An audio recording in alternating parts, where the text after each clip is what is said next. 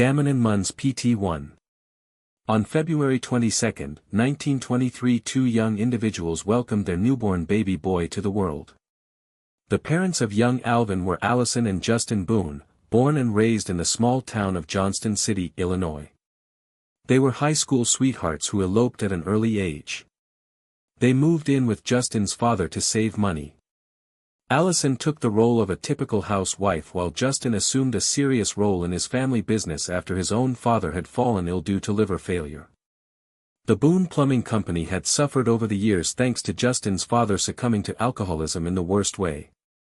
Justin thought the occasional drink was fine, but in the case of his father, 2 to 3 bottles became an everyday occurrence. Within 6 years, Justin was solely running the company while his father remained in an alcohol-induced purgatory. This created a whirlwind of stress as Justin fumbled to keep the business afloat. It became harder and harder to come home and pretend that everything was perfectly fine. Allison saw through the facade, and young Alvin had little interaction with his daddy.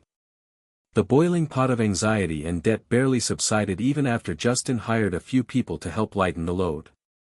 He saw no point in keeping his father involved with the business, so he fired him.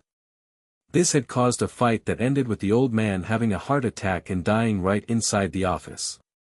Justin didn't cry at the funeral, and frankly he had no feelings about watching his father die.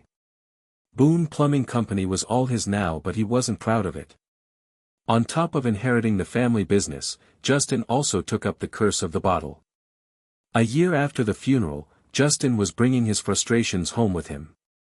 Screaming matches broke out almost every night that ended with Allison suffering a beating and Alvin crying in a corner. Fortunately for the now 7-year-old boy, he was too small to feel his father's full wrath.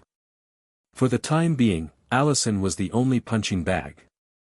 At the beginning of the Second World War, young Alvin was now 17 and halfway through his final year of high school.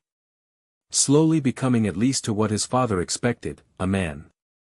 Football and gym routines had been a good source to relieve Alvin's aggression and frustration from the dismal times at home. His father, Justin, was still running the plumbing company and now developed a habit of passing out drunk in the office. Drunk every day and fueled with anger always caused a darkness to fill the home.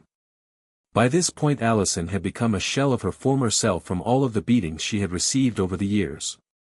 She had given up the will to do anything at all. Alvin tried his best to cheer his mother up, but she was too far gone. Occasionally a smile would make an appearance, but the eyes always remained dead within. Every night, Justin would burst in with a drunken rage, lashing out at the scapegoat that was his wife. Alvin made the best effort.